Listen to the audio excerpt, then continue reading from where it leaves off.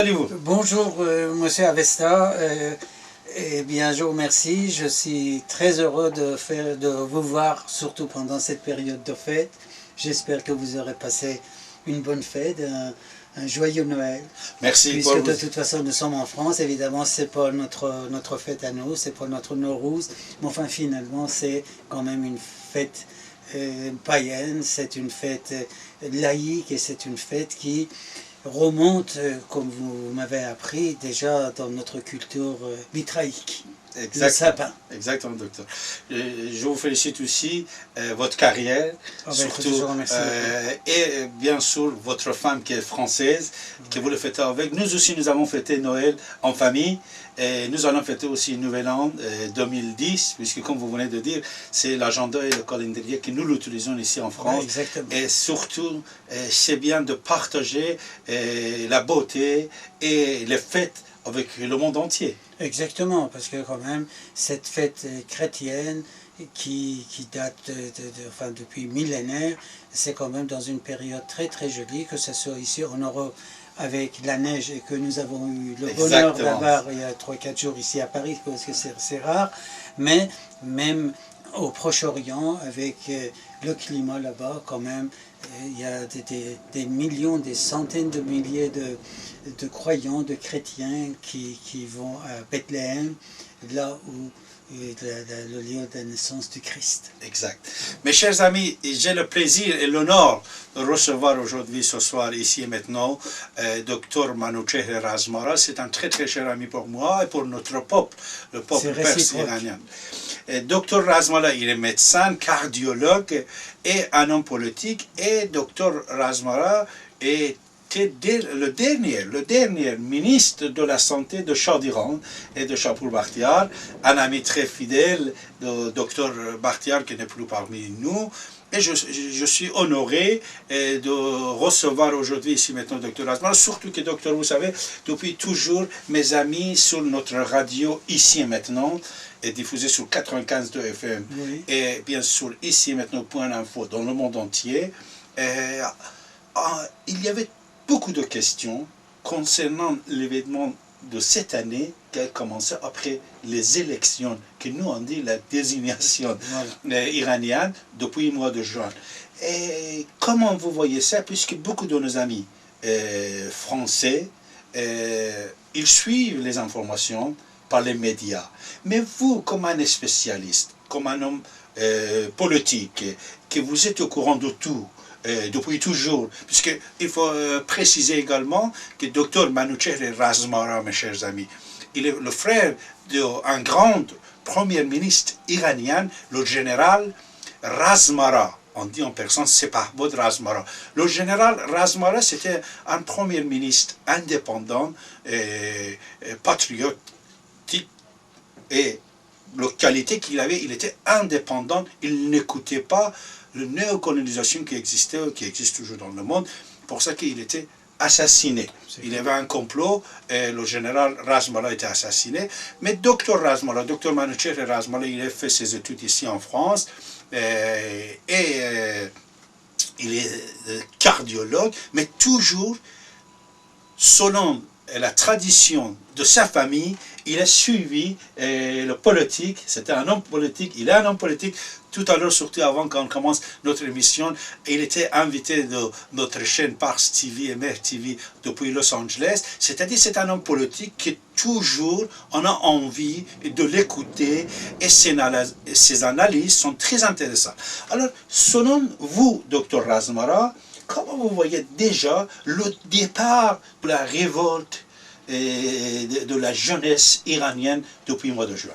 Ben, écoutez, M. Avesta, vous savez que depuis 31 ans, le peuple est tout au moins une minorité du peuple iranien. Je dis minorité, j'insiste sur ce qualificatif, parce que, évidemment, il ne faut pas que nous ignorions ce qui s'est passé il y a 31 ans, au mois de novembre et décembre 1978.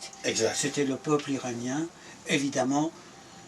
Après 31 ans, maintenant, évidemment, nous, on était au courant à cette époque, avec les amis avec qui on travaillait, avec M. Bakhtiar et quelques-uns d'autres. Mais réellement, M. Avesta, et je dis ça, j'insiste sur ce que je dis, réellement ce qui s'est passé en Iran il y a 31 ans, c'était le fruit d'un complot international.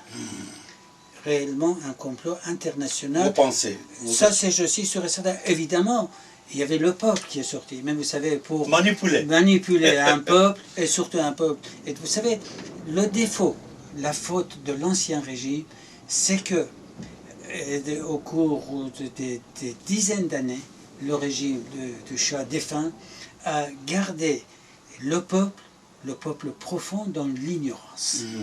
C'est-à-dire qu'ils n'ont pas vraiment, ils n'ont pas autorisé à ce que les vrais penseurs, les vrais patriotes viennent dans les médias pour expliquer au peuple iranien ce dont il s'agit. Alors ça fait que réellement, ce complot international, maintenant évidemment si vous me posez des questions avec la franchise qui est parmi mon caractère principal, que je l'admire, cette franchise. Merci beaucoup. De toute façon, c'est un complot international, mais tout de même, évidemment, il y avait des carences de l'ancien régime qui a motivé, qui a aidé à ce bouleversement. Mais très vite, le peuple, disons, conscient, a déchanté.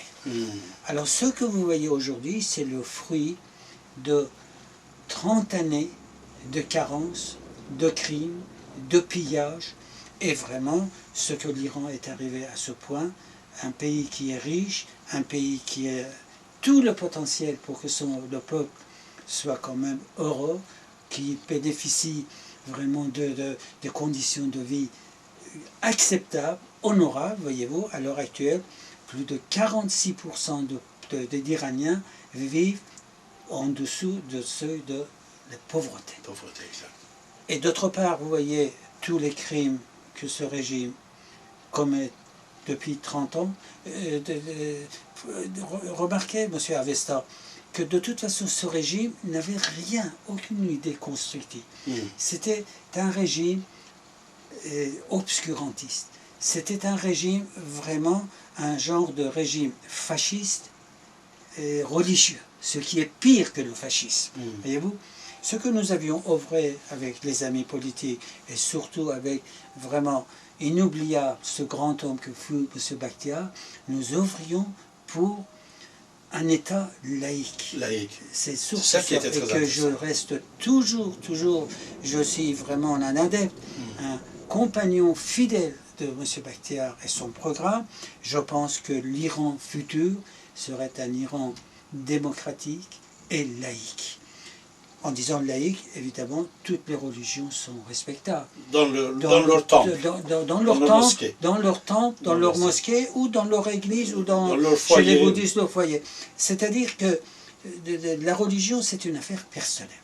Et j'insiste, vous vous rappelez que M. Bakhtiar, avec un courage admirable, le temps, les jours où il y avait des millions d'Iraniens qui nous conspuaient, il a dit, je dis un mot, Khomeini doit aller à Rome construire son Vatican là-bas. L'affaire de l'État, c'est une autre affaire. L'affaire religieuse doit être complètement à part ça. Et la religion ne doit pas intervenir dans l'affaire de l'État. Voilà, monsieur. Alors donc, ce dont il s'agit. Alors, depuis, ce régime n'ayant aucun programme constructif, il a toujours vécu avec des crises. Regardez, dès qu'ils sont venus, ils ont pris le pouvoir, qu'est-ce qu'ils ont fait? La prise d'otages à l'ambassade américaine. 444 jours, 53 Américains ont été pris en otage. Après, il y a eu la guerre Iran-Irak qui a été une catastrophe pour l'Iran. Catastrophe. Et puis, quand ils ont mis fin à cette guerre vraiment ignominieuse, je peux dire ça, c'était dans les plus mauvaises conditions, c'est-à-dire quand la formule que Mollah Khomeini avait dit que je bois le bol de poison pour ces décès, mais